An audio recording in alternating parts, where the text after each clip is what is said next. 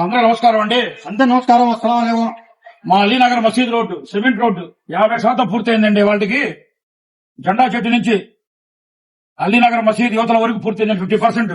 రేపు ఉదయాన్నే మా ఇంటి దగ్గర నుంచి అలీనగర్ మసీద్ మీద డబ్బా సెంటర్ రేపు 75% పూర్తవుతుందండి. చాలా పర్ఫెక్ట్ గా జరుగుతుందండి. చూపించండి సార్ మిషన్. చాలా పర్ఫెక్ట్ గా ఉందండి. లోన్ కూడా చూపించండి, మిషన్ చూపించండి. ఇక్కడ నుంచి ఈ మిషన్ లో అంతా లోడ్ అయ్యి పర్ఫెక్ట్ జరుగుతుందండి. చెప్పండి సార్. 75% రేపు పూర్తవుతుందండి. 2-3 రోజులు పూర్తిగా పూర్తవుతుందండి.